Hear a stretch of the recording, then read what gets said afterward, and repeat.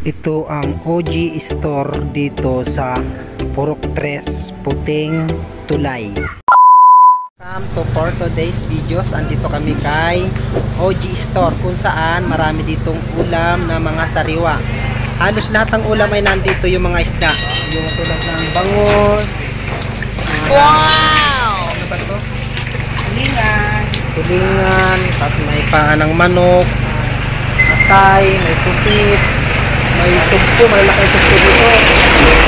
Itong store na ito matatagpuan hindi may Puting Tulay, Purok 3 Puting Tulay kay OG store.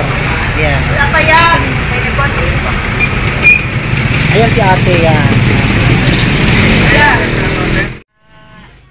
Kung mamimili ka dito, kumpleto. Sana may repolyo, talong, kalabasa, lahat ng uri ng gulay, kangkong. Yan, mga upo, sitaw, sibuyas, kamatis, mais, ampalaya, kangkong, patata, luya, sibuyas, bawang, repolyo.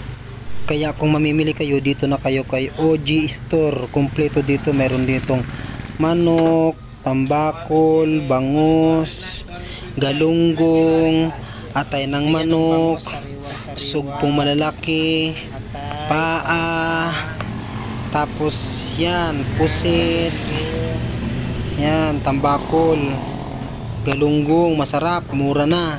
Dito lang yan sa Sitio Puting Tulay, Purok 3 Puting Tulay. Yan. At ito naman ay yung karne ng baboy, yung pata, may buntot, may limpo. Sana yan, kaya dito na kayo bumili sa Purok 3 Puting Tulay.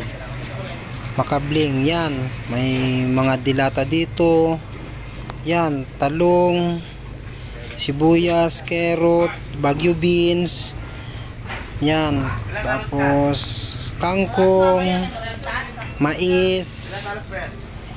Yan, dyan kayo mamimili. Lalo na ito si ate, ang sipag talaga magtinda ng isda.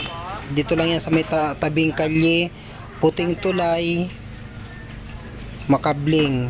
Dito lang po yan sa bandang kaliwa kung dito kayo manggagaling sa Mamplasan. At kung manggagaling naman kayo dito sa may 7-Eleven papuntang Mamplasan, kana naman siya. Kaya dyan na kayo mamili, kasi dyan ako madalas bumili. At kanina bumili ako dyan ng atay ng manok, tapos bumili din ako ng mga gulay. Fresh na fresh ang gulay dito. Kaya dito na kayo kay OG Store. Thank you for watching.